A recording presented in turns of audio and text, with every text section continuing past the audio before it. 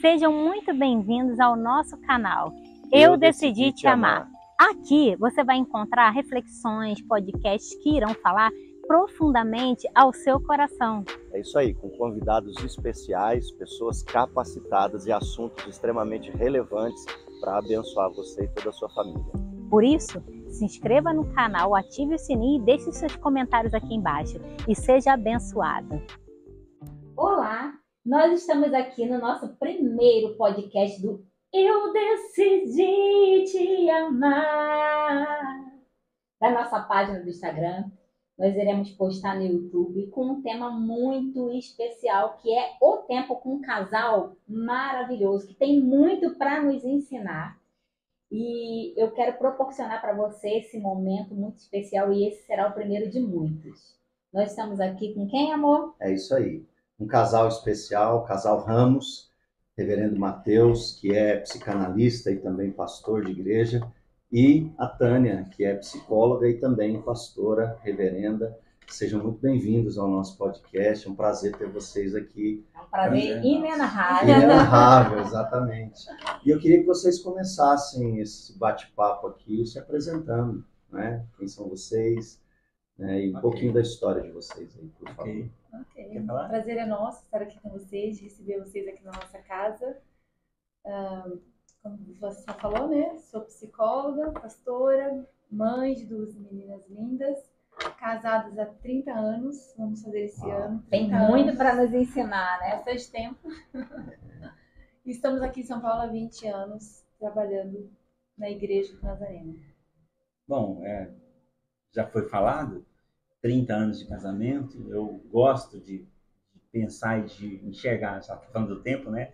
Desse tempo de casamento, dos percalços, das vitórias, mas muito mais as vitórias do que os fracassos, né? A gente tem, a vida é ondulatória, não tem jeito, não é um tapete retilíneo, mas nós temos muitas vitórias, e uma delas, para introduzir, eu posso dizer que é, de fato, as filhas maravilhosas que Deus nos deu, né?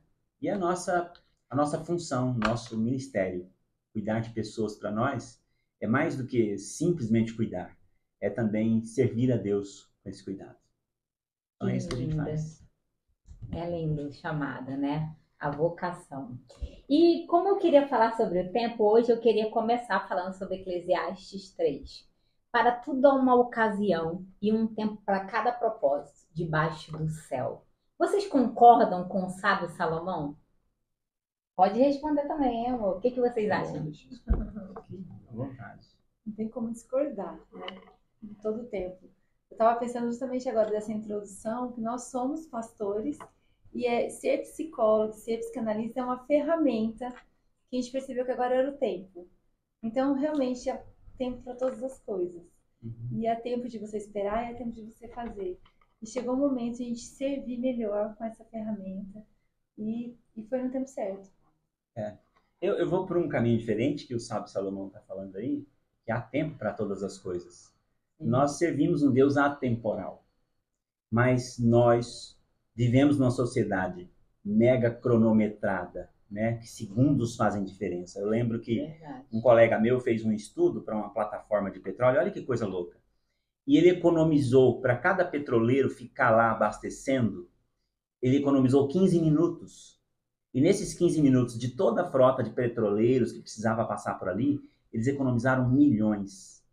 E aí eu achei aquilo incrível, falei, nossa, que fantástico. Quer dizer, há tempo para todas as coisas, mas nós temos que estar dentro desse tempo, né? Nós temos que estar on time, né? Nessa sociedade. Porém, é exatamente essa falta de percepção do tempo de Deus para nós que nos adoece, né? O Senhor Jesus falou sobre o tempo. E quando ele fala sobre o tempo, ele fala assim, basta cada dia o seu mal. Viva o tempo de hoje. E dentro desse contexto, olha que louco isso, né? É uma preocupação de Harvard. Dos pesquisadores de Harvard estão estudando sobre a felicidade e eles descobriram exatamente que um problema da felicidade, da infelicidade humana, é viver fora do tempo. Olha, que você sabia disso? Não, olha não sabia. Olha a frase que eles criaram, que legal. Uma mente que vagueia é uma mente triste. Vagueia como? Vagueia pelo tempo. Ou está muito no passado, ou muito no futuro. Que a gente chama, na nossa linguagem terapêutica, a gente chama isso de projeção. Você projeta muito o passado, e excesso de passado é depressão. Você projeta muito futuro, excesso de futuro, ansiedade. Sim. E aí... A doença do século. Exato. E o que o Senhor Jesus ensina para nós? Viva hoje. E aí, na linguagem... Forte, hein? Na linguagem nossa, viva o experiencial. Né? O tempo experiencial é o que eu estou aqui, e a minha mente está aqui, e estou vendo vocês vivendo esse momento. Uau. Então, viver o momento é o melhor tempo, porque o Salomão fala, há tempo para todas as coisas. Então, espera chegar lá. Não viva agora antes, senão você vai se dar mal. Sim. Não vive vivendo do passado, você vai se dar mal. Então, espera o tempo de Deus para vocês. A nossa maior energia tem que ser empregada no tempo de hoje, né? Exatamente. As coisas do passado, elas são importantes, acredito, para nós aprendermos. As coisas do futuro são importantes para nós sonharmos, mas o que deve nortear toda a nossa vida, a maior parte da nossa vida, é o que nós temos vivido hoje, até porque o que nós vivemos hoje reflete muito daquilo que nós vamos viver lá na frente. Né? Exato, porque aí entra, gente, aquela questão da alegria, né? A felicidade. É fenomenal isso. Porque olha só, quando você vive fora do tempo, você é triste. Por quê? Porque você não vive uma realidade. Você não experimenta o momento, a experiência da vida, né? E você perde isso. Então, você nunca está aqui. Ou você está lá no futuro, ou você está lá no passado. Então, ou seja, de certa forma, você não existe. Entendeu? Então, você é infeliz. Então, a mente, essa frase é fantástica dos cientistas. Uma mente que vagueia é uma mente infeliz. Forte. Forte, né? Então, o Salomão era sábio mesmo. Eu acho que já diz, né? As pessoas não valorizam o presente. E já está dizendo, é um presente você estar vivo. Um presente você viver o presente. Já está dizendo a própria palavra. E vocês têm lembranças da sua infância e o que mais te marcou? Agora nós vamos voltar no tempo. Tá, e agora a gente vai trabalhar o que o Jeremias fala, né? Quero trazer à memória o que me dá esperança. Então, assim, trazer o que dá esperança do tempo, isso é bom. Mas trazer para hoje e reviver aquela emoção boa, isso é bom. Então, é legal a pergunta. Pode responder você. Faz parte da nossa história, você relembrar e saber quem você é hoje. Trazer essa identidade, né? Faz parte da sua identidade. O que eu me lembro? Eu lembro... A minha infância foi muito gostosa, enquanto meus pais estavam casados. Então, eles ficaram casados até eu ter 8 anos. Então, a gente teve uma vida boa nessa época. Minha mãe trabalhava, ganhava bem. Então, a gente tinha uma piscina de plástico em casa. Ela ficava com a gente dentro da piscina, tem até foto. Então, era uma época muito boa, assim, com os primos. Tinha muita festa na minha casa. São coisas que eu lembro da minha infância. As coisas boas. E você, pastor Matheus? Cara, eu me lembro de muita coisa legal. Mas, assim, quando eu penso na minha infância, a primeira coisa que me vem à mente é um caminhão de madeira que eu ganhei do meu pai de presente. É incrível isso. E parece que foi a época de infância muito feliz, que eu ganhei um e o meu irmão, que é mais perto de mim, ganhou um também. Mais perto de novo ou mais perto? Mais perto de idade. Porque nós somos em 10. Nós somos em 10 irmãos. Olha que louco. Uau, 10. 10. Então a gente fazia muita traquinagem. Tem muita coisa. Tem coisa que eu ia falar que vocês vão dar risada até. Meus pais chegaram na metade disso daí.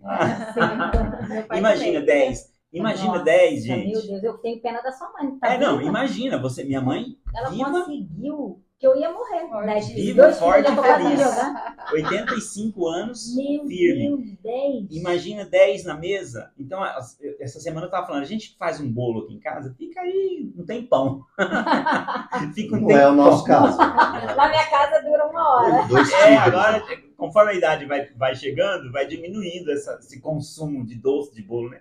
Minha mãe fazia um bolo, era uma passadinha só, e tinha que contar os pedaços, porque era 12, né? 10 filhos, pai e mãe. Cortava certinho. Já cortava, Cada né? um pega o seu. Exatamente, mas eu me lembro dessa infância que eu brincava muito com meu irmão, que é o Pastor Silas.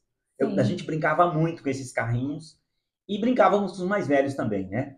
Mas me lembro de uma infância feliz, de um pai e uma mãe que viveu para esses filhos. Isso sedimentou. A gente fala, a Tânia me ensinou uma vez que o que fica dentro da gente é aquilo que sedimenta pela amostragem dos pais. Não é aquilo que eles falam, é aquilo que eles fazem. Então eles vão fazendo, a gente vai espelhando, o neurônio de espelhamento, aquela coisa toda, e vai sedimentando o comportamento do pai com a mãe. Então eu me lembro da minha infância, por exemplo, meu pai ficar mexendo com a minha mãe, dando cheiro no cangote, dando um tapinha e tal. E incrível, gente, isso está dentro de mim. Desde quando Você faz com ela? Faço com ela. E aí eu lembro, e a memória mesmo do meu pai, isso está sedimentado dentro da gente, né? E a maneira que meu pai falava com a gente, a figura dele, né? O que ele representava pra gente. É fenomenal. Então, mas tem muitas histórias aí. Uma coisa que te marcou. O que te marcou na sua infância? A minha infância, ela foi, até que o pessoal brinca comigo muito sobre isso, a minha infância ela foi muito musical. Eu me lembro que meus pais nordestinos, né? Minha mãe vivia para os filhos, meu pai para o trabalho, para ser o provedor da casa, prover alimento para 5 filhos. Se eu tenho 2, a gente já tem essas dificuldades, imagina 5 homens. Então eu me lembro que meu pai, naquela época, assim, você tinha um horário de trabalho e o resto era descanso, lazer, ficar ali com os filhos. Meu pai trabalhava em 3 horários. Uma semana ele trabalhava das 2 da tarde às 10 da noite, a outra das 10 da noite às 6 da manhã e a outra das 6 da manhã. Então, sempre quando meu pai estava mais tempo em casa na semana que ele ficava, ele ligava lá o aparelho de som dele, 3 em 1 lá, e ele ficava ouvindo aquelas músicas, volume alto e tal. Eles brincam, eu acho engraçado que meu pai tinha irmãos aqui em São Paulo que vieram, era sempre assim, né? Vinha um, ficava na casa do irmão até se ajustar, conseguir um emprego, alugava uma casinha e ia viver a sua vida. E aí era uma competição para ver quem tinha um som mais potente. Quando um comprava um mais potente, aí ia lá e falava assim, vem aqui em casa, vamos fazer aqui um negócio aqui em casa. Aí fazia o forró lá e tal. E foi uma infância muito musical. Eu lembro que meu pai chegava às tardes, né, quando ele estava trabalhando de manhã, e ele chegava no horário da tarde, ele colocava lá o som dele e ficava, e a gente ficava, tinha piscina também. Então foi uma infância muito musical. E eu sei cantar todas as músicas. Todas do Amado Batista. Todas, Amado Batista. Depressão. Não precisa mostrar, não. Eu sei, assim, todas as músicas. Então isso marcou muito a minha infância, tanto que eu amo música até hoje, né? Até hoje eu nunca me desapeguei da música, porque isso me traz muitas... Verdade, você tem uma voz boa. Boas lembranças, boas lembranças. Eu tenho muito problema com isso. Alguma coisa aconteceu comigo, né? Talvez aqui na frente de um psicanalista, uma psicóloga, vocês possam descobrir. Não lembro nada da minha infância. Não lembro até a morte da minha mãe. Assim, minha adolescência eu lembro de tudo, mas minha infância, não lembro de dores, de traumas, de carinho, Eu sei porque as pessoas me contam que eu era uma mimadinha, né? Tem uma máxima, Clarice. Tem uma máxima, tá bom? É lógico que cada pessoa é uma pessoa. E não vamos tratar de ninguém aqui. Mas existe uma máxima o seguinte.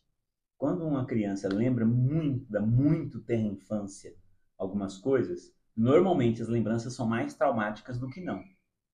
Da mais tenra infância, eu tô dizendo, né? Quando não lembra, foi tudo bem.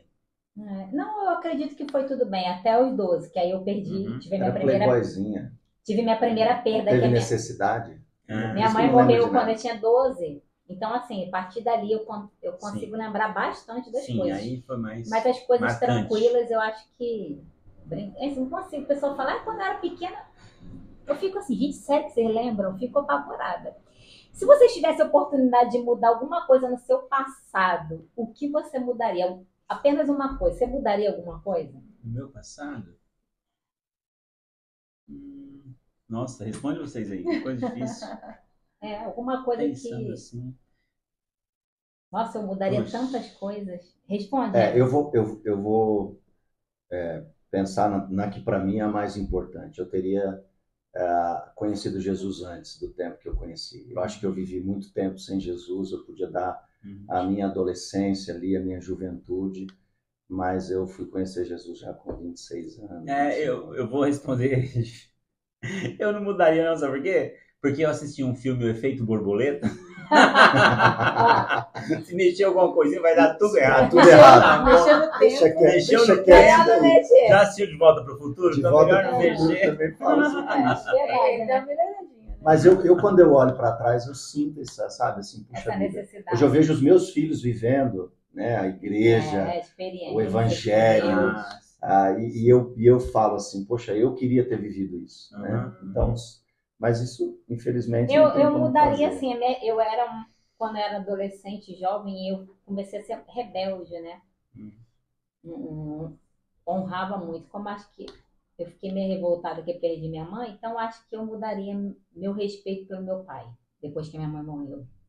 Isso, eu já fiz até um tratamento de cura interior, porque isso me fazia mal saber que eu não honrava meu pai. Não respeitava. Não respeitava. Não respeitava porque quem dá direção para uma filha, os filhos são a mãe, né? O meu pai me preenchia com dinheiro, só me enchia de dinheiro. A minha mãe, como foi embora, E todo mundo fica perdido, né? O pai também fica perdido na situação dessa. Fica, também sofre. É verdade. Nunca pensei, já pensamos sobre isso, a gente conversou uma vez sobre isso, que sim, tudo que a gente viveu faz parte de quem somos hoje, Sim, né? Então acho que a gente não mudaria muita coisa, mesmo porque algumas coisas não foram nosso, né? As circunstâncias do ambiente que aconteceu. E vai forjando o nosso caráter, fazendo a gente ser quem nós somos, né? Isso, que aí não sou eu que precisaria mudar. Mas acho que uma coisa que eu pensei agora, acho que eu não começaria a namorar tão cedo. Nem vou falar com que idade que eu comecei a namorar. 12 anos. 12 anos. Foi pega para criança. É verdade. 12 anos. Eu já falei para meus filhos que a partir do 18, Deus me livre, 12 anos. Eu comecei a namorar a Tânia com 16. Ela tinha 17. A gente se conheceu, eu tinha 16. Tinha 16, começou a namorar com 17, casou com 18. Me converti com 15 anos, que foi a salvação da minha vida. Legal. Isso aí seria uma boa escolha, né? Mas minha mãe deixou eu namorar, eu não fazia nada escondido. Você falou de honrar, né? Eu sempre honrei minha mãe, sempre. Até ela permitir, eu não namorei. Então, assim, foi tudo ali meio que... Quando essa pergunta, se a gente ligar essa pergunta sua à proposta do programa hoje, que é o tempo, gente, de verdade, a gente brinca, né? Talvez eu mudaria, mas sabe, na linha do tempo, existe uma curvatura, você sabia? Que existe uma curvatura do entristecimento e da volta da alegria. Então, quando você pega, por exemplo, o ser humano, ele vive o melhor momento da vida dele até os 18, né? No pico da alegria dele está ali para os 18, 20. Dali para frente, ele começa a entristecer por quê? Porque ele começa já a projetar muito do que essa sociedade coloca em cima dele. Muita cobrança, muita cobrança. Você tem que fazer a faculdade, você tem que ganhar tanto, você tem que comprar um carro, você tem que construir uma casa. Quem você vai ser, você tem que ser. Você tem que casar ou não vai casar. Exato. Então eu pego isso, e mesmo nesse topo aqui, eu tinha uma família, um pai, uma mãe muito simples, diferente de você, eu nasci no berço cristão, né? Então eu vivi isso, né? A igreja, a música, essa coisa toda. E aí eu penso, puxa, eu não tinha toda essa cobrança. Eu tinha muito desejo pessoal de vencer e tal, mas eu não tinha tanto essa cobrança, né? Tem a questão da castração da religião, que aí é outro assunto. Mas ali, a partir dali, a gente começa a viver muito mais a influência da sociedade, que é de toda essa cobrança, e começa um tipo de entristecimento porque você fica muito fora do tempo.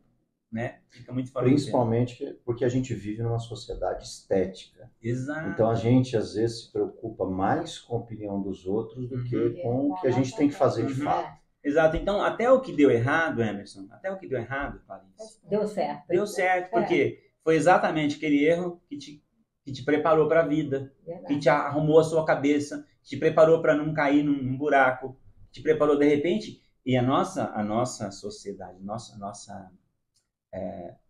como que fala? As épocas, a nossa geração é uma geração muito, muito privilegiada. Por quê? Porque a gente procrastina menos, a gente consegue dividir melhor o nosso tempo. Nós estamos vivendo uma geração muito nova e está todo mundo, você vê, tem uma pesquisa que 80% tem um grau de TDAH, tem um grau de pensamento acelerado. Então, ou seja, nós somos muito privilegiados. Essa tecnologia tem estragado muito. Não é esquisito que o pessoal lá do Vale do Silício, olha isso. Não usa celular, os filhos são proibidos. Exato. Não, o Vale do Silício, os pais pagam para construir escolas para não ter tecnologia até o primeiro período né, de educação, que até a 8ª série nossa aqui, Sim. que eles não terem tecnologia, não tem, esses caras sabem de alguma coisa, Lógico. né? Então, assim, quando fala de mudar, puxa, não dá, eu não consigo. É claro, se a gente tem um gênio, né, bate a varinha lá e transforma isso. Então tem esse pensamento mágico, né? Mas quando a gente pensa na realidade da vida, eu acho que foi uma construção boa, deixa assim mesmo. Tá bom. Deixa assim mesmo. Todos aqui têm problema de divulgar a idade? Falar a idade de boa? Eu falo a minha de boa, eu tenho 35, né? Eu também. Eu fiz 30 agora. Que é o que? A minha idade. Eu não tenho problema. Você não tem problema? Eu não tenho problema. Na verdade, teve um período que eu achava até muito legal eu ter mais idade, porque na minha cabeça as pessoas iam me respeitar mais. Porque Ele queria ter mais idade. Eu queria ter mais idade, porque como pastor muito Nunca jovem, tive mais idade. às vezes eu me sentia desrespeitado. Eu me sentia desvalorizado pela idade, porque a gente viveu também numa época que a valorização estava ligada à idade, né? Se, por exemplo, tinha um médico muito jovem, esse médico é muito jovenzinho, ele não Os sabe... cabelos brancos, né? Começou agora, não sabe, mas o cara não tem nada, tem tecnologia, tem tanta coisa que ele sabe, porém, né? Agora, quando cheguei, eu tô com 55, vou fazer assim, não tem problema, vou fazer 56. Eu acho que, vivi bem, vou viver mais uns 25 aí, tá ótimo. Também não tenho problema, não. Tenho 48. Também, tô feliz. Nem eu ia ter com essa pele. Chegando nos 50. Estar feliz. Com essa cutis, eu ia estar amarradona. Eu ia falar com muito orgulho, eu tenho 48. 48. Só para me humilhar. E você, amor, tem problema? Também, olha aqui. Coisa linda agora. Mas agora cuidando da saúde, academia, né, Clarice? Pensa bem, chegar nos 50 tudo bonitona. Será? Com certeza. Será que dá tempo? Nunca é tarde. Eu sempre acreditei nisso. Nunca é tarde para começar. Nós fomos de férias num lugar aí, em Ubatuba, aqui na praia. Guarujá. E aí, na hora de uma piscina grande lá... Eu amo piscina, acho que tem a ver com a minha infância, né? Uma piscina enorme. Na piscina. Aí uma senhora de 60 e tarará começou a nadar. Começou a nadar e vai e volta, vai e volta. Também. Piscina de 50 metros, vai e volta, vai e volta. Daqui a pouco a gente foi bater um papo, ela nadava, o treino dela, nadar 1 quilômetro, 2 quilômetros no mar. Nossa. 60 e poucos anos, e sabe, pasme, você sabe com quantos anos ela começou? Depois dos 50. Ela falou, meu filho, descobri a saúde depois dos 50, então não para, mas já participou de concurso, ganhou medalha e tal, depois dos 50, então quer dizer, a idade, a gente que faz. É só um detalhe. Mas eu tenho um problema com isso. Todas as idades que eu vou, 30, 40, 20, 30, 40, 50, cada vez eu vou ficando mais, porque eu tenho pavor dessa gravidade. Eu acho que a gravidade veio de Satanás. Eu acho que Deus não concorda com esse negócio de gravidade, que as coisas vão caindo. Bom, nós que provocamos isso, né? Lá com o pecado adâmico, nós somos os seres maculados pela queda. Então aí, já está explicado. Esse negócio de queda não é de Deus. Queda não é de Deus. Mas de fato, a queda não é de Deus. Exercício físico ajuda, né? Ficar mais firme. Sim, já começamos ontem, né, amor? Vamos firmes continuar. E fortes. Fiquei empolgada ontem. Você se acha uma pessoa bem resolvida depois de todos esses anos ou ainda existem conflitos internos? Com certeza existem muitos conflitos. Eu acho que a gente vai morrer com conflito, Vamos né? morrer. Assim, a gente acabou de falar, né? Nós somos os seres da queda. Ou seja, a perfeição está longe da gente. E para mim, o maior mal é exatamente esse. É como nós lidamos com as decepções, com as frustrações. Tem muito a ver com a inteligência emocional, né? Com a habilidade social, de saber temperamento, como é que eu lido com tudo isso, né, sem sofrer tanto. Sofrer a gente vai, ponto. Entendeu? Então, assim, a vida é construída de ganhos e perdas, né? Então, a gente vai sofrer. Sim. Então, eu tenho, de verdade, eu acho que eu tenho até um pouco a mais. E eu vou falar para vocês, a minha grande terapia é falar com Deus. A oração, para mim, é o remédio mais precioso. Eficaz. Que a gente consegue ter um dia gostoso quando você pega o bom pastor lá de Davi, que aliás eu acho muito legal. Será que Davi tinha conflitos internos? Imagina. Quando você pega as orações daquele cara. Quando você hora ele tá falando, ai, você é maravilhoso. Daqui a pouco eu estou no vale da sombra da morte. O Salmo 23. O Salmo 23, ele sai dos pastos verdejantes e das águas tranquilas e vai para o deserto e para o vale da sombra da morte. O Salmo 23, para mim, representa a trajetória do justo. E a nossa vida é assim. E quando ele escreveu, olha que interessante, isso é muito legal sobre tempo, vai. Davi escreveu o Salmo 23 por volta de 1000 anos antes de Cristo. Quando a escritura daquele salmo. E quando se deu mais ou menos aquilo, bate com o tempo que Davi estava sendo expulso pelo próprio filho Absalão do seu reinado. Ou seja, perseguição, traição, apedrejamento que ele sofreu. Aí, logo com isso, eu faço uma tradução assim do Salmo 23. Vocês não me amam? Vocês não me querem? Vocês me desvalorizam? Vocês me enxotam? Mas o Senhor é o meu pastor. E nada me faltará. Tá bom para vocês? Cara, ótimo. É muito lindo, né? É muito legal. Então, gente... Eu acho que a gente sempre vai ter questões a resolver. São as fases da vida. Existem questões que a gente já superou. A experiência, o próprio Deus vai nos mostrando, olha, você viveu essa situação, isso aqui para você lidar com essa e essa coisa. E nessas coisas a gente já é bem resolvido. Eu me lembro no início da minha caminhada ministerial, e eu acho que isso acontece com 100% de todos os pastores, a gente quer mostrar algum tipo de resultado para validar o nosso ministério, o nosso chamado, essa é a verdade. E nessa fase, né, a gente toma muitas decisões imaturas, faz muitas coisas que depois a gente vai ver e a gente vai falar assim, poxa, não precisava disso. Né? Tudo isso é vaidade, como Salomão diz, né?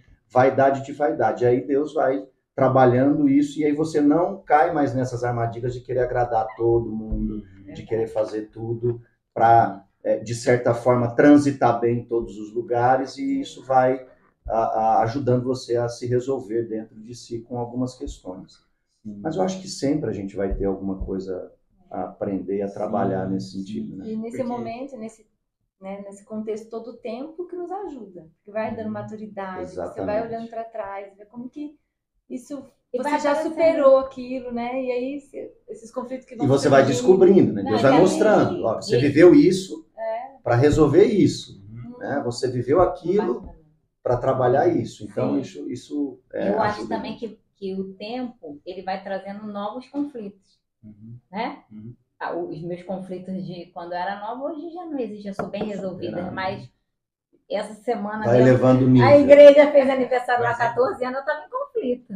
Como assim, 13 anos trabalhando aqui? Né? Aí você fala, por que isso? Que ainda não... Mas entra muito, Clarice, olha, entra muito aqui essa coisa de conflito nosso, entra muito aqui uma questão de gerenciamento de forma inteligente a respeito do nosso sofrimento, dos nossos conflitos. Porque olha que pesquisa interessante. 40% dos seus conflitos internos que te provocam ansiedade nunca vai acontecer. Nunca. 40%. 30% daquilo que incomoda você está ligado ao passado. Ou seja, você consegue mudar o passado? Não consegue. 12% está ligado a críticas.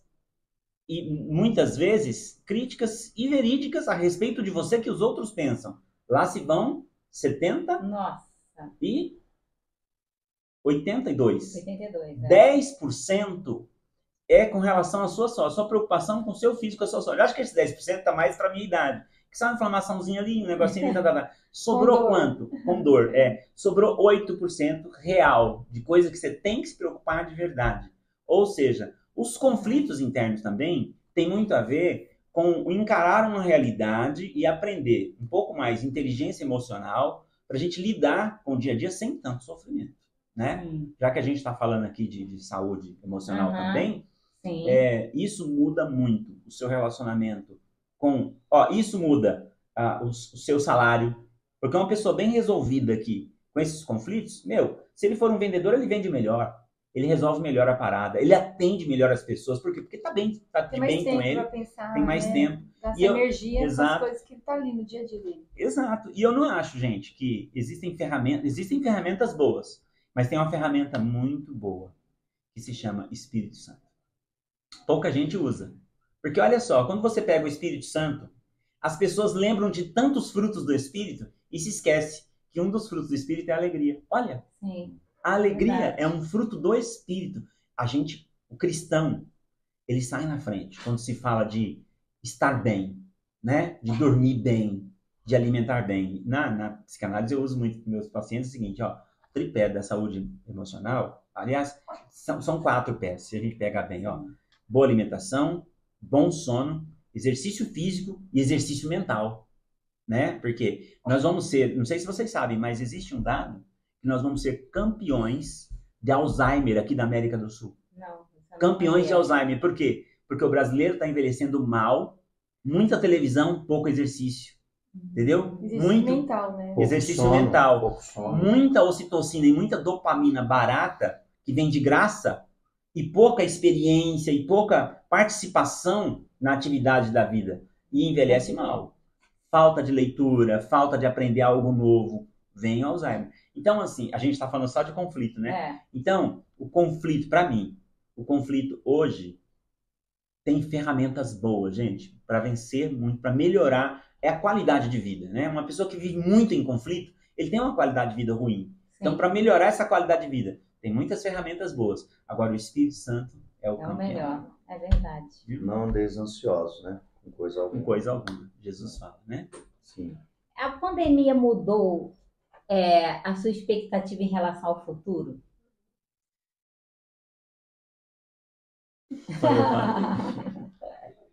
A minha mudou. Mudou de que forma? A minha mudou. A minha mudou porque, assim, as coisas, na minha percepção, né? Vamos colocar assim, global, as coisas parece que ia demorar muito mais para acontecer algumas coisas que a gente achava que ia acontecer, mas daqui a muito tempo. Então o futuro é hoje. Nós já estamos inseridos dentro desse futuro. Por exemplo, eu estava conversando com uma menina, Carol, aqui da nossa igreja, sobre conectar na internet e tal, né? Ela falou assim, pastor, ela é de TI. Aliás, Jabaquara tem o maior número de TI por metro quadrado. Todo mundo é TI naquela igreja.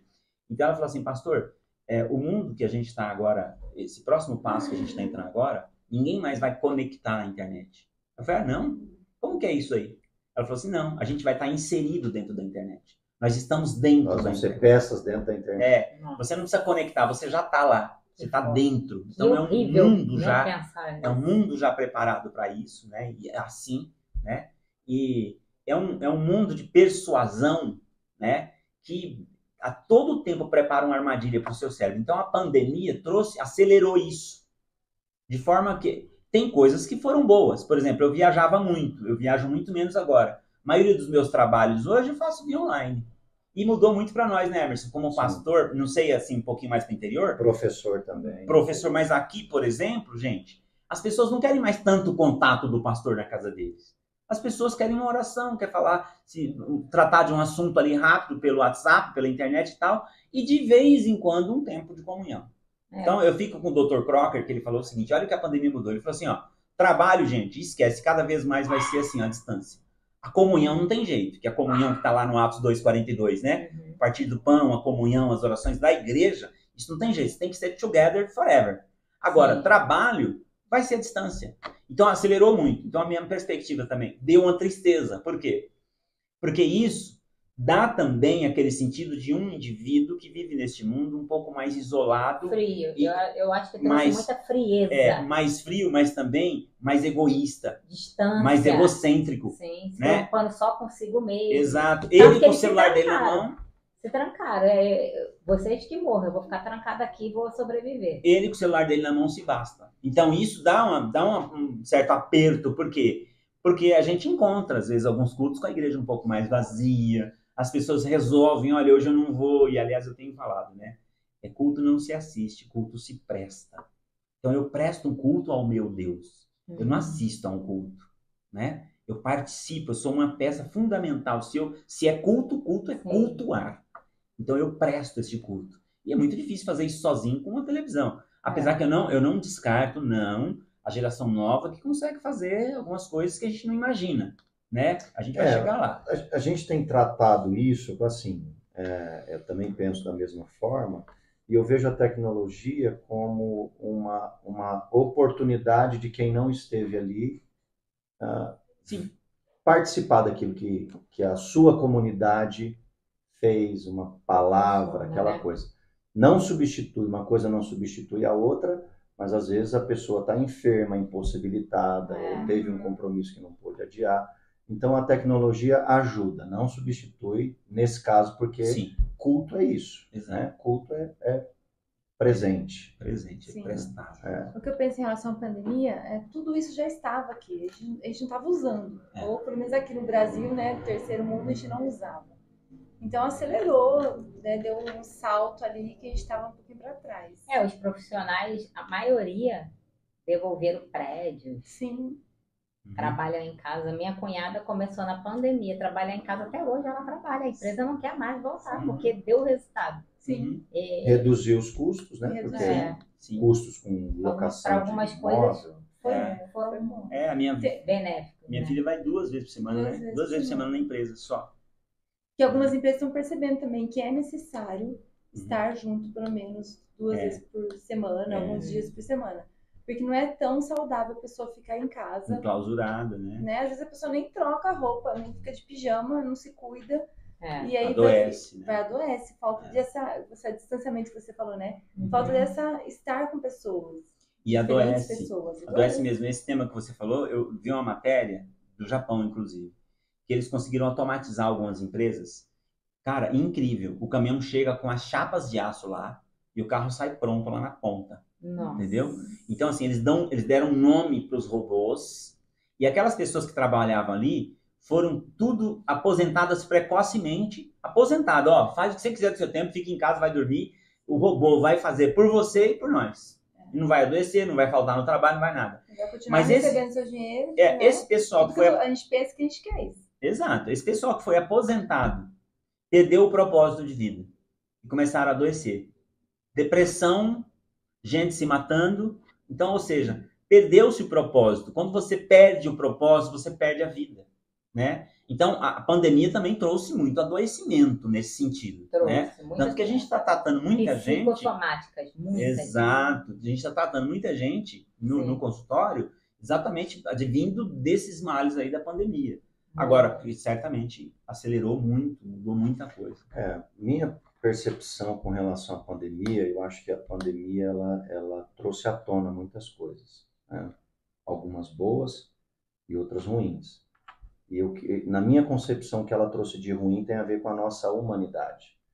Eu me lembro que no auge da pandemia, nós tínhamos um comércio e tivemos que trabalhar, não podíamos fechar, por quê? Era fechar e passar fome, né? Porque aquilo era o nosso meio de sustento. Então, eu continuei indo a mercados, eu continuei fazendo compras, e eu percebia no olhar das pessoas, na forma como as pessoas... Eu me lembro até, nunca vou me esquecer dessa cena, uma senhorinha já de idade, na minha frente, na fila do caixa, e ela pegou um galão de água, daqueles de, acho que 15, 10 litros, pesado, e eu me ofereci para pôr em cima do caixa para a moça passar no leitor. Ela olhou para mim e falou, não precisa. E ela, com todo o esforço... Então, eu vejo que essa pandemia revelou o quanto nós não temos problema de nos afastar se for preciso.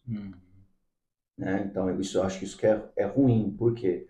Porque nos momentos mais difíceis, o que nós precisamos fazer é aproximar. Não, e nós nos afastamos. Né? Então, eu vejo que... e muitas pessoas não tiveram problema com isso. Revelaram a sua falta de responsabilidade para com o outro. Então, a gente viu a nossa falta de humanidade.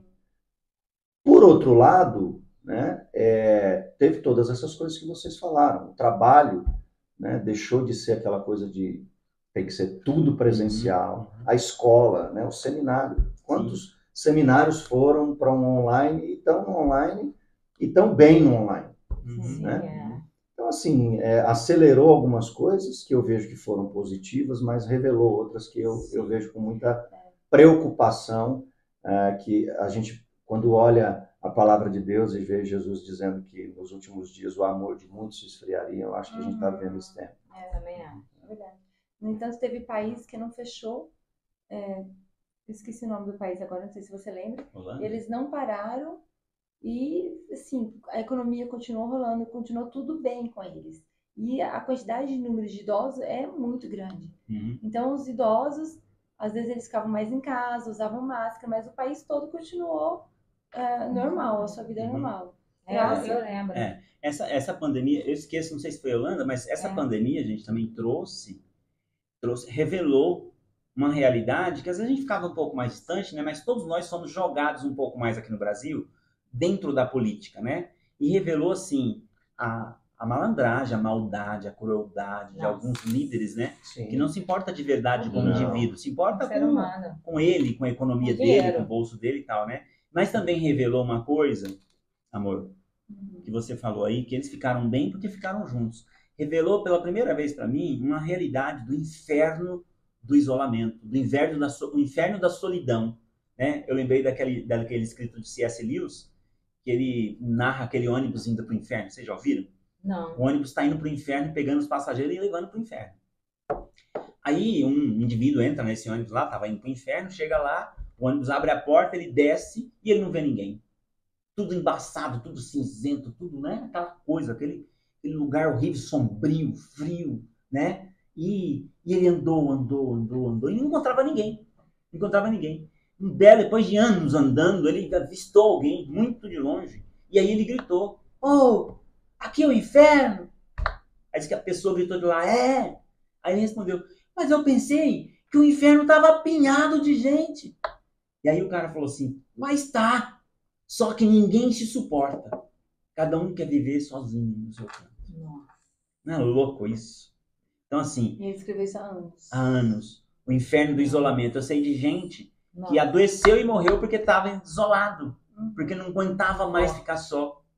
Né? Aqui na frente da nossa casa, um casal de velhinhos que ficaram meses sem sair para fora porque tinham medo. Porque foi colocado, né? Foi feito um terrorismo, né? Sim. E aí a gente via que as árvores, a calçada ia ficando tudo sujo, tudo imundo, e juntando folhas e tal, porque estavam com medo de sair para fora. Quer dizer, essa crueldade do homem, né, que não entende o seguinte, que nesse mundo jaz o maligno, que existe um Deus, né? Aquela aliança que Deus fez com Davi, um reino sempre eterno virá, né? Um reino eterno virá. E quem governará vai ser o Deus justo, o Senhor, o bom pastor, o justo, né? Enquanto isso, gente, nós estamos sob uma injustiça cruel e mortal. E não tem outra saída. A saída é Jesus Cristo. Né? E as relações? Eu vejo que Deus se manifesta a nós através disso aqui. É isso. A comunhão. Isso manifesta. Jesus falou assim para os seus discípulos, é na forma como vocês se relacionam que as pessoas vão conhecer que vocês são meus discípulos. O amor que vocês têm uns pelos outros. Então, o amor de Cristo é expresso através das relações. Quando a gente quebra esse vínculo, perde a essência. E adoece e morre. Porque sai da videira, né? Do propósito, como você usou aí a palavra. Vamos lá. O tempo passa e a gente percebe muitas Clarice, mudanças. eu acho que vai ter que fazer, tipo, Netflix esse podcast primeiro. Vai ter que fazer capítulos, porque você fez uma pergunta muito boa e conseguiu ligar isso ao tempo. Então, e pastor não fala nada, né? Então, fui inspirada. 3 aqui logo. Bom, o tempo passa e a gente percebe muitas mudanças na pele, no nosso humor, no sexo. Como vocês encaram essas mudanças? Se vocês, né, estão passando por essas mudanças. Cada pele a Tânia não passou, né? Eu acho que assim, se for começar pelo sexo, a gente falaria o seguinte: aqui a gente valoriza muito mais a qualidade do que a quantidade. Para começar, né? Pele, gente, eu sou horrível. Eu tive que fazer blefaroplastia. Quem não sabe, é uma cirurgia aqui do olho, porque a pele estava caindo e estava prejudicando a minha vista. O meu amigo, Dr. Traber, ele falou o seguinte: olha, você tem a síndrome do olhar cansado. Então, o tempo não tem jeito, ele não perdoa. Tem alguns de nós, como eu, com a pele mais flácida, aí o efeito da gravidade atua mais ainda. O efeito da queda. O efeito do inimigo. O efeito da queda traz a gravidade em dobro. Então, é isso daí. Mas esse efeito tá para todo mundo. Às vezes aparece mais, né? para mim também. As coisas mudam. Mas acho que é importante a gente se adaptando. Acho que é questão de maturidade também. Eu não tenho maturidade nenhuma para isso. Eu fico em conflito. Eu falo, A gente tem que ganhar dinheiro para fazer um botox. Mas você nem apresenta idade. O meu humor, eu tô na minha pré-menopausa ou menopausa, não sei. Eu sei que meu humor, eu tô insuportável. Nem eu me aguento. Eu falo dele. Então, vivido na pele, como ela colocou. Essas mudanças. Então usa o tripé. Alimentação. A minha boa, pele está vivendo essas mudanças. Por isso eu vou pra sono academia. bom e exercício. Por isso eu consegui coagir ele para ir para academia. Porque eu falei, amor, é comprovado que se faz algum exercício físico, vai liberar o hormônio da alegria. Você precisa, por amor, se esforçar ir para academia. Porque ele gosta de correr, caminhar, ele gosta de jogar tênis. Ele não gosta de ir à academia. Eu falei, e aí, por amor, ele decidiu ontem, né, ir lá. Então, para vocês, tudo bem. A gente procura, a gente não consegue ser muito disciplinado, vamos dizer assim. Mas em tempos a gente sempre tá cuidando, né, amor? De exercício. A gente parou porque eu fiquei realmente... a gente passou um período de sombras, né? De trevas, né? Foi uma enfermidade. Isso aí dava outra, estudar um livro, né? Então eu acompanhei ela até nisso, porque assim, eu parei com meus exercícios físicos. Na pandemia a gente começou a pedalar. Aliás, aqui em São Paulo, isso a gente precisa fazer, viu, Clarice? Viu, Emerson? Juntar os amigos para pedalar em São Paulo. São Paulo agora tem pista de bike onde você nem imagina. Nós, antes da cirurgia dela, a gente chegou a fazer 50K num dia, só na parte da manhã. Sai sábado aqui, pega a Brigadeiro, desce ali, e vai para o Parque do Povo, e vai para Marginal, reformaram. É uma das maiores, acho que é a maior pista de bike da América Latina, gente. É coisa linda. Então você pedala, o cheiro ruim do Rio já era, eles estão tratando mesmo, daqui a pouco já estão soltando peixe lá. Tem um desenho tem dessa nova... pra você tomar café, tem um desenho da nova estrutura que vai ter barcos de turismo ali, vai ter tudo, uma coisa linda. É um sonho. É um sonho. Restaurantes eu e tal. creio que sonho. Então o cheiro você já não sente mais, olha que coisa linda. E aí a gente pedala muito. Então a gente fazia isso, e isso mantém, né, claro. Agora, no período de enfermidade dela, de um ano e tanto de recuperação, a gente parou. Né? Mas agora eu voltei sozinho, tô lá solitário, mas voltei pelo menos a correr no parque. Né? Sim. E acho que Mas é uma das coisas que a gente... Acho que desde quando a gente mudou para São Paulo, que a gente decidiu que a gente ia envelhecer bem. Então a gente tem cuidado disso. Não só a questão física, mas até por isso que a gente voltou a estudar. Porque o que fazer pós-aposentadoria, pós deixar a igreja... Porque se você não se programa para isso, você envelhece mal e fica tudo ruim, né? Tem que fazer um planejamento. Aí a gente fala de vida e carreira, né? A gente fala falando de tempo. Mas é um tempo, porque às vezes você vive muito aqui hoje, você até pensa no futuro, mas você não se programa para chegar ao futuro. Você fica ansioso que o futuro vai chegar, mas você não se programa para chegar bem lá. Né? E aí começa agora no presente. Então você tem que viver o hoje. É uma coisa que a gente falou sobre passagem de bastão. Às vezes nós não queremos passar o bastão para os mais jovens e a gente fica desgastando eles e nos desgastando também à toa. Ou seja, aí, de verdade, o Salomão fala uma coisa fenomenal, né, gente? Há tempo para todas as coisas, mas há tempo também para você parar. Há tempo de você deixar. Há tempo de você só o profeta Eliseu, que ele só vai acompanhar a turma. Né? Profeta Elias, né? Se precisar, Eliseu, isso. Machado. Exato. Você vai só acompanhar. Você não vai mais ter que vai lá cortar madeira, fazer tudo tal. Mas isso você tem que ter uma saúde, né? Uma saúde emocional boa para você passar isso sem dor. Senão você morre. Você morre por quê? Porque você perdeu a sua identidade. Na verdade, você se confundiu com a função. Você se misturou com a função. E você é uma coisa, a sua função é outra. Aquilo que você está desenvolvendo como ministério tem prazo limitado, né? Tem tempo de passar o bastão. Tudo isso precisa ser trabalhado. Senão a gente aposenta e morre. Né? Eu acho que essa pergunta que a Clarice fez, acho que tem muito a ver com essa questão de você perceber o tempo. Eu não posso viver, que a mente da gente não envelhece. Aí eu tô lá nos meus 18 anos, não adianta. Né? Eu tenho dificuldade, por exemplo, eu acho que quando eu vou comprar roupa, minha mente lembra de quando eu era magra, porque eu sempre compro roupa menor do que o meu tamanho. Eu falo, me dá M, me dá P. E aí, quando eu chego em casa, eu falo, cara, o que eu tenho na cabeça?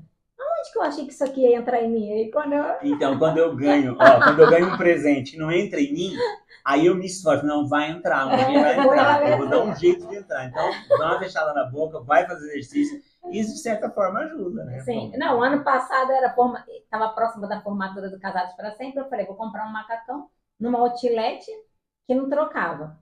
Comprei um macacão, cheguei em casa, não ficou legal, não coube. Aí eu falei, não, vou perder 10 quilos pra caber. Tem um ano, né? Ou 2. Até hoje eu não coube tá o lá. macacão, tá lá. Novo na etiqueta, com Tá etiqueta. desafiado, então, a usar o macacão. Com etiqueta e tudo.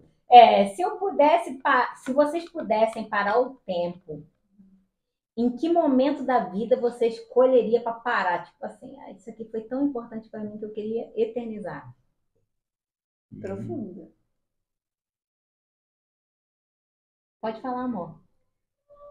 Eu pararia no momento em que eu tive ali minha experiência com Cristo, no quarto lá dentro da minha casa, sozinho, eu e Deus. E ali eu tive uma experiência de salvação mesmo, de batismo com o Espírito Santo. E levantei dali uma nova criatura. Aquele momento para mim foi... Porque eu acho que todo o contexto que eu estava vivendo, se não fosse aquilo, era outra coisa muito pior. Então aquilo foi o meu porto seguro, foi o que me segurou para não descambar para um outro lado totalmente, por conta da situação que eu estava vivendo, né? Então eu cheguei até Jesus com uma crise emocional, espiritual muito grande, e ali foi como se ele tivesse arrancado tudo ali, naquele momento ali. Eu levantei outra pessoa. Aquele momento para mim foi extremamente importante, especial. Para mim também é um encontro com Cristo que mudou a minha história, né? Eu sempre procurava preencher esse vazio dentro de mim, várias religiões, macumba, espiritismo, várias. E eu nunca, quando eu encontrei Cristo, que foi na Igreja de Nazareno, Pedro Paulo, lá, Rio de Janeiro, há 27 anos atrás, desde aquele dia ali, eu já, passei muita coisa depois daquilo. Mas ali, eu queria eternizar, porque eu descobri que tinha sentido na minha vida, que preencheu aquele vazio que existia, que eu achava que era falta de mãe, que era falta de pai, que era abandono. Não era nada daquilo. Era falta só de Jesus. Então, se eu fosse eternizar, seria meu encontro com ele.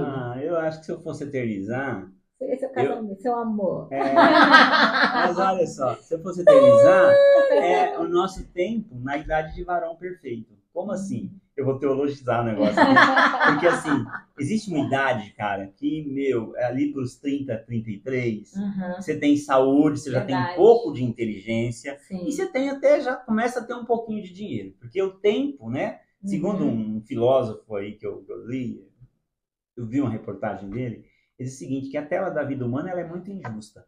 Quando você tem saúde, saúde e tempo, você não tem grana. Ser completo, é difícil. Você não tem grana nem inteligência. Quando você tem inteligência, sabedoria e grana, você não tem mais saúde, o tempo já foi. Então, assim, é uma grande ilusão, né? É uma grande ilusão. Mas é interessante, se a gente pudesse parar, apesar que essa aqui vocês vão ter. Mas Deus é sábio até nisso, porque se ele dá recurso para muitos jovens sem sabedoria, eles se lascam inteiro, como o filho pródigo fez. Como o filho pródigo fez. Ou seja, você tem que aprender a conquistar o seu valor próprio, né? Aí dá valor. Você ia terminar a sua fase com a Tânia. Ia eternizar a minha fase dos 30 e poucos ali e pronto, para sempre. Porque... que declaração de amor hoje tem, hein, Tânia? E é interessante, né? Hoje vai ser um daqueles dias raros aí. Ele vai trazer a memória, 33 anos, 33 anos. Você falou que o negócio, eu tô achando que é raro. Não, que raro. Uma vez por mês, amor. Tô louco. Hein? Hoje você vai ficar assim, 33 anos, 33, para trazer a sua memória para você poder viver. 33 anos, 33 anos. Tá no filme, hein? E aí, Tânia, qual que é a sua? Eu tava pensando em várias coisas, assim, que marcaram minha vida, né? Com certeza, minha conversão. Eu tava fazendo crisma quando eu me converti. Então, foi algo especial e mudou a minha vida, a vida dos meus irmãos, com certeza, depois que eu me converti. E, com certeza, também meu casamento. Né? Tem que falar, depois dessa declaração de amor. Com certeza, porque eu tava vivendo uma época muito sozinha, mesmo estando na igreja. E eu sou quieta, né? Sou mais quietinha na minha. E minha prima, que era a minha versão faladeira, tinha mudado de igreja e eu tava sozinha mesmo. E aí Deus falou comigo que ia preparar uma pessoa, né? Que ia ser meu companheiro. Aí logo o Matheus chegou, a gente se conheceu e tal. E vamos fazer 32 anos juntos, né? Porque a gente namorou. E vocês estão falando das duas, na minha percepção, maiores decisões da nossa vida, né? a salvação em Cristo Jesus e com quem você vai compartilhar as escolhas a vida. mais importantes da vida. Que é para sempre. Tá acabando, gente. Eu tô até pulando algumas perguntas aqui, que eu não esperava tantas, né? Resposta assim, bastante conteúdo. Você é uma pessoa, vocês são pessoas pontuais ou tem problema com relógio? Acho que não vou te falar. Não, eu tenho um problema aí, volta a questão do sedimento, né? Meu pai era o cara on time. On time. Né? Para ele, 15 minutos já estava começando a ficar atrasado, 15 minutos antes. Né? Imagine depois. Eu sou on time, na hora. Que a gente... Ele não é antes. Eu herdei isso do meu pai. E eu, de verdade, eu até luto contra isso um pouquinho, mas eu gosto de ser britânico com meus compromissos. Sabe por quê? Porque eu sinto muito desvalorizado quando as pessoas marcam comigo e não aparecem. Quando a ovelha marca um atendimento e de última hora te avisa que não vai. Quer dizer, a pessoa está me desvalorizando meu tempo, jogando meu tempo fora. Tempo é importante. Né? Exatamente. E está também dizendo o seguinte, olha, você não é tão importante aí, você pode ficar aí e sem cumprir esse compromisso, como se eu não tivesse outros compromissos. Então, quando eu tenho que chegar, eu penso exatamente assim, eu preciso valorizar essa pessoa, ele vai me esperar, ou aquele grupo tem um horário para começar. Então, normalmente, eu chego antes. Quem me convida para ir na igreja para alguma coisa, percebe que normalmente eu chego antes. Eu nunca chego atrasado. A não ser que aconteceu, por exemplo, olha, teve um acidente, São Paulo choveu e a coisa complicou. E é muito sofrível aqui em São Paulo, porque isso acontece muito. Às vezes a gente chega muito antes, porque ele quer prever os acidentes, então a gente chega muito antes. Porque aqui em São Paulo o trânsito é sinistro. Eu não gostaria de ser assim, mas está dentro de mim. Isso é de mim mesmo. Sabe? Fala, Tânia. Fala, Ana. Eu hoje, graças a Deus, sou muito melhor do que já fui um dia. Muita gente nos ajudou. Teve um casal que passou pela nossa vida. Que trabalhou muito isso, porque eles eram muito exigentes. Eles eram muito pontuais e falavam com a gente. E eram chatos com isso. E ele, assim, então, de alguma forma, eles nos alertaram. Que era o Cleito e a Carla. Eles nos alertaram, o pastor Cleito e a Carla, né? Eles nos alertavam, eles cobravam isso e nos ajudou bastante. Então, as pessoas, elas passam pelas nossas vidas, a gente sempre pode, né, aprender, crescer com elas. Sim, porque a gente pode mesmo perder a noção, né, Clarice? Imagina o seguinte, que uma pessoa que não cuida do tempo e o casal não cuida do tempo, quer dizer, um ajuda o outro a ser mais atrasado, não é? E aí, as pessoas de fato se sentem desvalorizadas. Era assim, né? Era uma fase de crianças pequenas, aquela coisa toda. E aí, porém, mesmo assim, não há... Acorda mais cedo, né? Não há. Acorda mais cedo. A gente começou a acordar mais cedo, ele começou a me ajudar, porque ajuda ficava um ao tudo pra outro, mim, né? Você lembra que eu fazia tudo? E aí, eu falei, então, você arruma um, arruma outro, aí tem malinha de criança, 2 filhos, 10 filhos. E a gente, graças a Deus, conseguiu. A gente conseguiu. Mas, conseguimos. E a gente não tem mais problema com esse negócio de horário da igreja. Mas eu sou uma pessoa atrasada. Eu tenho muito problema com atraso. Eu quero ir antes. Então, e é uma coisa assim, eu percebo o seguinte, que a pessoa, ela esquece mesmo do tempo, mas esquece mesmo. Tipo, eu tô me arrumando e eu não quero saber que hora que é. Eu simplesmente esqueço. Então, por um período, eu fui muito chato aqui em casa, porque eu tenho 3 mulheres, né? Ainda bem que eu tenho o Tibiras, agora o Tibiras me ajuda, né? Mas 3 mulheres. Então, tudo bem que mulher leva um tempinho mais para arrumar o cabelo, apesar que nós homens também temos uma certa vaidade, né? Mas olha só, mas esquece de fato aí, eu criei um sistema. Eu fico, olha, gente, falta 15 minutos, beleza? Sou eu lá. Pessoal, falta 10 minutos, beleza? Aí, pessoal, 5 minutos, tô descendo lá pra garagem, hein? Aí, meio que isso ajuda, mas ainda nesses 5 minutos elas conseguem esquecer do tempo. Elas não, uma delas. Então, as 3. As 3 delas. Algumas delas. Então, assim, é difícil pra mim. É difícil, porque, como eu falei pra vocês, eu também fico. Aí eu vou ficando nervoso. Porque fica calmo, eu falo assim, cara, falta tantos minutos e você ainda tá fazendo isso. Você não vai conseguir, tá na cara que não vai conseguir. E aí eu tenho que ficar também, falta 10. E isso, quando a gente pensa no mundo corporativo, né, Emerson? A gente está treinando filhos. A gente está treinando os nossos filhos para esta vida. E no mundo corporativo, esse cara que chega atrasado, ele tá morto. Ele tá morto. né? Não é bem visto. Não é bem não é. visto. Eu me lembro no meu tempo de profissão de comprador, o vendedor que chegasse atrasado nas Ele não reuniões, atendia. eu tinha já um pouco de dificuldade. Uhum. Se o cara não tivesse uma boa justificativa, não fosse algo que ele avisasse, eu tô a caminho, aconteceu alguma coisa. Então, assim, porque a gente encara muito isso no meio corporativo como uma falta de respeito, porque a gente não tem muito tempo. Uhum. Às vezes você vai terminar uma reunião com um cara, você vai começar outra, e se ele chega 15 minutos atrasado, 20 minutos Não. atrasado, já... E Mas entra ele tá falando isso, mas eu não sou atrasada, eu sou sempre na hora. muito em cima da hora. Então, é assim, né, gente? Quando teve um período na igreja, que eu ficava na porta, cumprimentando cada professor escola dominical. Bom dia e tal. Eu queria mostrar para ele o seguinte, que ele podia chegar um pouco mais cedo que os alunos e arrumar a sala dele. Porque eu acho que, no mínimo, o professor precisa chegar um pouquinho mais cedo, organizar a sala, esperar os alunos para começar a aula na hora certa.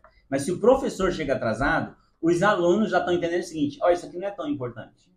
Né? E aí eu aprendi, né, uma máxima.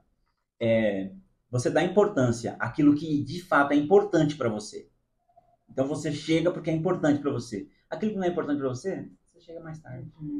Entendeu? Então, isso... Clarice passou por Não, esse eu vou processo. falar, eu vou fazer a pergunta aqui, que tem a ver com isso que você vai falar. Para vocês, o tempo é um produto de fabricação caseira? O tempo é um produto de fabricação caseira? Ele está falando isso porque eu passei por um curso de inteligência emocional, onde ela me mostrou que não existe eu não tive tempo. Uhum. Quando você fala eu não tive tempo... A gente trocou essa palavra, não tive tempo. Não existe essa frase. Por não é prioridade. Não é prioridade. Porque o que é prioridade, você toma banho, você se alimenta. O que você quer realmente fazer, você encontra. Quando você fazia uma faculdade, aquilo é prioridade, você não estudava de madrugada, você não estudava até mais tarde. E aí a gente não fala, não deu tempo de ir lá na sua casa. Não foi minha prioridade. Aí às vezes as pessoas até falam pra mim, não fui sua prioridade. Eu falo, realmente, essa semana não foi. Porque tem eu concordo plenamente. E a gente precisa estar bem resolvido para poder falar para uma ovelha, por exemplo, que visitar ela naquela semana não foi nossa prioridade. Eles já sabem que a gente fala isso, aí eles falam, então não fui sua prioridade. Já falaram para mim algumas vezes, eu falo, realmente, essa semana não foi, porque eu tive coisas mais sérias, mas você faz parte da minha vida. Vou arrumar um tempo, mas essa semana não deu. Isso entra também, você ia falar? Pode falar. Isso entra também, gente, naquelas frases, né, prontas que a gente usa, que tá tudo bem, uma hora a gente toma um café. Uma hora a gente toma um café é o seguinte, nós nunca vamos tomar um café. Nunca vamos tomar, exato. Entendeu? Então, essa coisa da fabricação caseira, da falta de tempo, é isso a pergunta, né? A falta de tempo para você, o tempo é um produto. É um produto de fabricação caseira? Sim. Ou seja, você pode administrar seu tempo na sua casa? Sim. Você pode escrever o que você vai fazer, sabe? Sim. Fazer um planejamento do seu tempo? Sim, porque também pode entrar aí a questão da preguiça. E as pessoas confundem. Acham que preguiçoso é aquele cara que não faz nada. Não, preguiçoso é aquele cara que poderia fazer muito melhor e só faz o básico. Só faz o que, que lhe é mandado. Nota 5, tá bom? Então eu tiro nota 5, tá bom. Então, esse é o preguiçoso. Ele tem capacidade de fazer muito melhor, ele tem capacidade de chegar mais cedo, ele tem capacidade para organizar a vida dele, mas ele não faz. E aí, de fato, esse é o verdadeiro preguiçoso. Porque aquele cara que não faz nada, ele não é nem preguiçoso, ele já morreu, ele já tá morto. Ele tem que ter com a formiga, né? Agora para finalizar aqui, né? Foi muito bom, eu vou fazer com vocês um Drops. Que é um bate e volta bem rápido. Eu quero que vocês respondam com a primeira palavra que vier na cabeça, ou frase, mas... Uma frase, não um texto. Não sei reduzir. Não sei resumir nada. Eu corro quando? Eu corro quando? Quando a minha ansiedade bate. Quando é prioridade. Quando eu tô atrasado. Quando eu tô atrasada, eu corro. Eu queria o tempo para... Eu queria o tempo parar. Que o tempo parasse, né? Eu queria que o tempo parasse. Nos meus momentos de lazer e cuidado com a família. Boa essa. Vou pegar essa pra mim também. eu vou dizer quando eu estou à mesa com a minha família. Eu vejo que são tempos muito preciosos que nós passamos aqui. É verdade. Também concordo. Eu valorizo muito. Não pode falar, né? Eu também. O relógio me ajuda quando?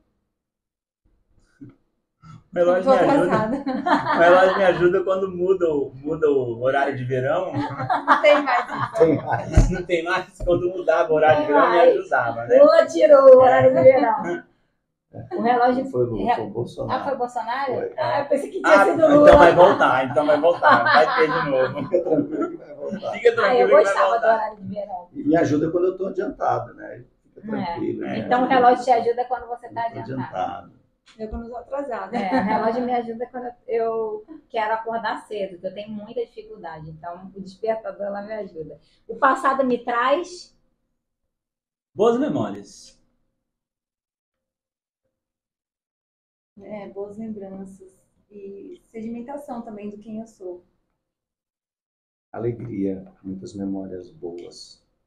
Eu falei para ele vindo para cá, o passado me traz arrepios. O presente me reserva Coisas boas, sonhos novos, recomeços, continuidade. Vida, né? O presente é vida. Experiências.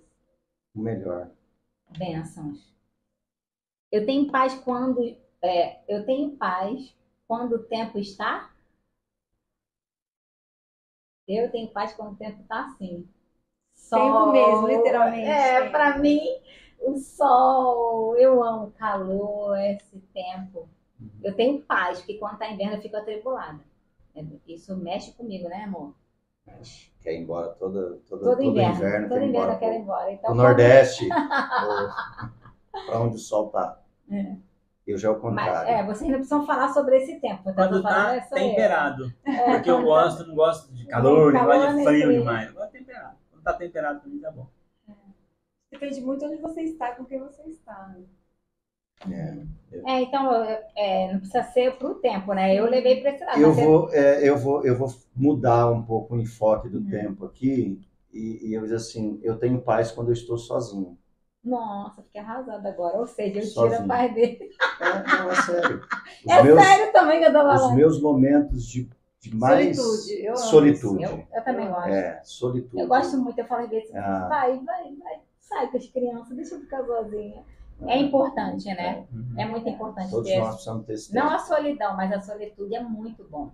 É muito bom pra gente colocar as ideias no lugar. Sim, é importante. Bom, quero agradecer, foi um prazer inenarrável. Vocês, né, são uma inspiração, né? Aprendemos muito, né? Muita coisa que o pastor Matheus falou aqui que eu não sabia. Muito obrigada. Eles têm uma página no Instagram, @psicofamily. @psicofamily, segue eles, né? Eles tratam com família, com crianças, com adultos. Tá com problema? É só procurar o pastor Matheus e a pastora Tânia. Muito obrigado, né, por terem aberto as suas portas, né? Cafezinho, uma água, um bom papo, né? Muito obrigada. Obrigado, Deus abençoe vocês e continue usando vocês dentro desse ministério que Ele deu a vocês. E assim como vocês vão ajudar muitas pessoas, né, com o nosso bate-papo aqui, que vocês possam fazer na vida e no cotidiano de vocês. Deus abençoe. Amém. Eu que agradeço a presença de vocês, esse desafio, e que também Deus abençoe esse novo projeto de vocês. Foi muito bom estar com vocês, papo legal, amigos, né, de velhos tempos, né? Prazer inenarrável. Obrigado, espero que vocês tenham gostado. Obrigado, Oscar, nosso produtor que está aí atrás o tempo todo assistindo. Produtor, cameraman, editor, fotógrafo e tudo isso. Deus abençoe. Que Deus abençoe vocês. Deus abençoe.